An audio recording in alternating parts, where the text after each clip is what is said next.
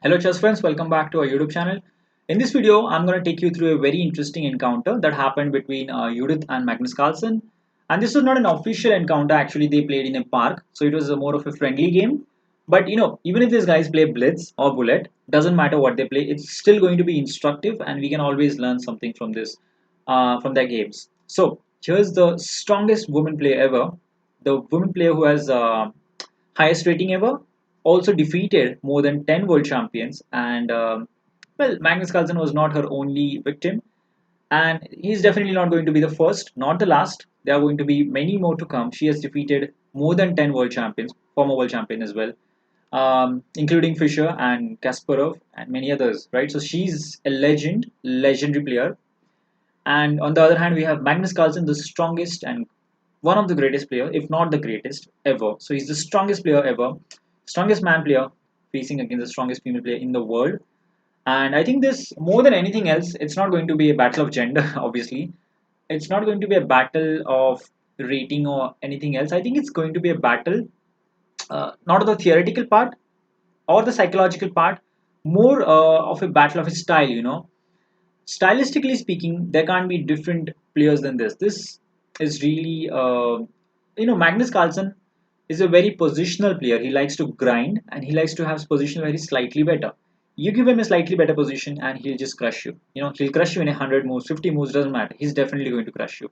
So he's very positional. He has this positional grinding style. That's what he's known for. Obviously, a player like his caliber can play all kind of styles. If he needs to attack, he'll attack. If he needs to defend, he'll defend.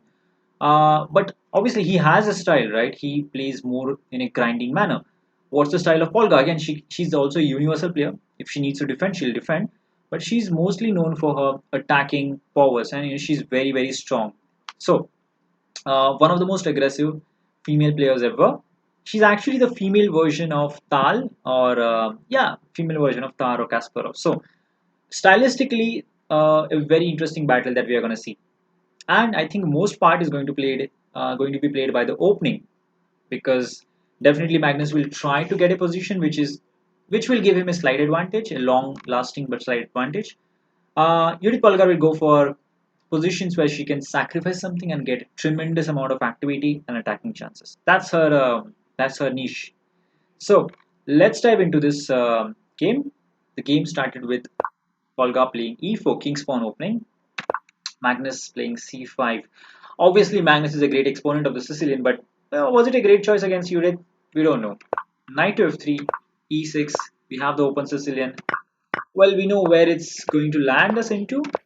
Bishop e3, queen c7, queen d2, knight f6, pawn to f3, bishop e7. We have long castles. A typical Sicilian position is what we have reached. Pawn to b5, pawn to g4. So basically, most probably, this is going to be a game where both sides castle opposite, on opposite wings, and white is going to attack on the king side, whereas black is going to attack on the queen side. It's a very simple opposite color strategy, opposite side strategy. That's what they do in most of the Sicilian games. So very typical Sicilian game so far. Knight takes, bishop to b7, and here's a very interesting moment. Uh, a normal move here for white is to play king b1, or let's say something like pawn to g5. It's a very typical move. But here what she plays, look, she's not really um, playing. She's not really participating in tournaments competitively. She's still up to it as a commentator, but being a commentator, being a trainer, is very different than being a player, right? So theoretically, she is not as up to date, and here she plays on e5. Now, if this wasn't a blitz game, I'm pretty sure Magnus would have played the move knight to d5. After knight to e4, both of them have a very comfortable position, but black seems to have a more decent position. He has achieved everything that he wanted, but not a bad position for white as well. So a very decent position. But here, because it's a blitz game, Magnus thought, is this move, it doesn't look normal, right? Normally you don't play this. What should be the reason for that? The reason is f3 is hanging, rook on h1 is a tactical vulnerability, and why can't I just play knight takes g4, win a pawn, right? It's very, very simple. Why shouldn't I do it? In fact, that's what he did. What can be wrong with this move? In fact, this was an accident. Giving up the pawn was an accident by Judith Polgar. She did not really anticipate it. It was not planned. But here she realized that actually she gets very, very good counterplay, open lines, and attacking chances after the move rook to g1. So she just continued. Obviously, you cannot take this knight, by the way, because of yeah, our rook on h1 being hanging. So rook g1 played. Now my question is, okay, in the game knight h6 was played. The question is, why can't we just take on f3? Now this protects the knight. Also, we are attacking this rook, right? Isn't this the best move? Actually, there is a problem with this move, a tactical problem, and that's bishop to g2. I'm 100% sure she would have spotted it. The problem is, just as our rook was hanging, this rook on e8 is also hanging. So, can you take here? Not really, because of queen takes on g2. This is hanging. The knight on g4 is hanging, a difficult position, and black's nearly lost. So, can't he just take the? Can't Magnus take the rook on d1? Here again, the problem is bishop takes, and let's say something after something like castles. Now we have the very good move queen to g2. This poses a lot of problem. First of all, it protects the bishop, and reminds black that your bishop is still attacked and he's trapped, and you cannot move your knight, right? Because if you move your knight, I have a surprise for you on g7. So that is a very problematic situation for him, and that is why he realized, okay, let us not be greedy, but let's play a very calm move, that is knight to h6. But things have already turned into um, white's favor, in Judith's favor. Because of this pawn, Magnus has wasted basically two moves in capturing and going back, and this has only resulted in white getting a lot of activity, right? So you can see rook has a lot of activity on the g file. Castling is out of question. I'll show you why. But this is a very good position for white in general. All of his pieces are developed. He has a leading development. Whereas compared to our king, the black king is not really sure where he wants to go, right? So here bishop to d3 was played. This is a very interesting prophylactic move in order to stop knight to f5, right? So basically, if you would have just captured on g7, I think a normal move is to play knight f5, and black does have some counterplay, right? Suddenly, black's knight is in the game, and he gets some play.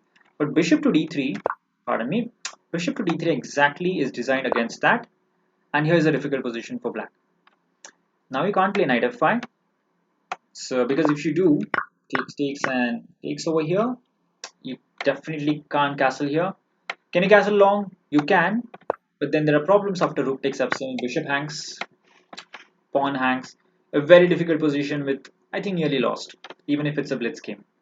So Magnus obviously has seen that and doesn't want that, and that's why knight f5 was not played. So if he can't play knight f5 and defend the pawn, what else can he do?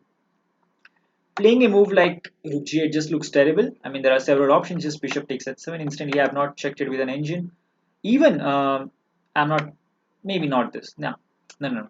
Maybe just rook takes followed by queen takes h6, or even bishop takes g7 looks very good. I think bishop takes h7 looks the best because the rook has to move and then g7 drops as well. I think that's the problem with it. So you can't play rook g8. Can you castle? Definitely not, because there is. I think queen takes h6 is a decent move, but even better should be rook takes on g7, which follows followed by mate, as we'll soon see. It's very similar to the game continuation, by the way. So I'll not show you this line, as we're gonna anyway see it. So castling short is suicidal. You can't play that. Magnus is actually left with only one move, which is bishop f8. Now psychologically, this is very, very difficult to play. When one of your piece becomes passive, it's not just the one piece becoming passive, it actually affects the entire position. Suddenly your rooks can't connect. You can't castle on the king side. Castling queen side looks very it's not really, you're not really sure if it's going to be safe for the king to be there. After all, you have already expanded with pawn to b5, so it's a very questionable move, and it's an uncomfortable move to make. Even if it's the best move, actually it is the best move suggested by engines, but it's not really comfortable. So let's continue. Here she plays bishop to e4. Again, this was a blitz game played in the park. There were a lot of people. They were just chatting and having fun. So you can't blame. There are better moves, but let us not blame anyone. This is just a very natural positional move, and I don't see anything wrong with it. The idea is, what's the only good piece for black? That's the bishop on b7. So bishop e4. Exchange your bishop. what we'll be left with is bad pieces for you, good pieces for me. It's a very typical strategy. In fact, it worked. Magnus here plays rook to c8. Again, if it was most of our, I mean, most of us would just ignore this move because it's a very typical move in the Sicilian, right?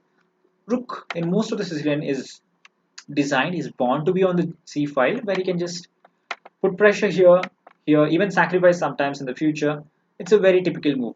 However, here in this particular position, because of the last move, bishop to f8, the king has been trapped, and there is a one target in this position. To understand this kind of position, you have to have a knowledge of targets. What are the targets in the position? The weaknesses. I think the biggest weakness in the position is the pawn on d7. And an attacking player like Judith, actually, it's not difficult for her to find this, and she instantly finds the move. Bishop to b6. After which, basically Magnus should have resigned here, but if you watch the video, he says, "I'm not gonna resign. I'm just gonna continue a few moves," and that's what he did. Takes here. Basically, I hope you have seen it. If the queen captures, mate over here, your piece are lined over here. You can't go c6 because the bishop controls. You can't go d8 or b8. Everywhere, either you're losing the queen or you're just checkmated. So here he plays bishop takes e4, but after takes here bishop d6. Knight f5. Finally, knight came in the game, but it was too late. After knight e4, this is basically game over. Here resigned here. He resigned here because there are going to be a lot of exchanges. Bishop takes f8, knight d6. We are going to exchange a lot of pieces, and Judith is a queen up. A queen up is too much actually. So let me just show you a continuation. Maybe the game can continue something like this. And after takes, how do you continue here? The queen does make her presence feel. You can't develop the bishop. If you want to play something like g6, I have queen g5. You can't move your bishop because there is mate here. This is a very tough position to play. Even with the queen, it would have been difficult to play, but without the queen, it's too much. So I think this is where Magnus realized it's too much, and he's a gentleman. I mean, I'm 100% sure what would have happened in his mind. He would have been devastated with this defeat, specifically after missing such a simple deflection, bishop to b6. People at his level do not overlook this kind of simple tactics. So we can understand what would have happened. But he was smiling. He was just relaxed. He was trying to show that he was calm, and that's very uh, kind of him. I think that's very difficult to do, specifically when you're surrounded with all the players. And let me just show you something.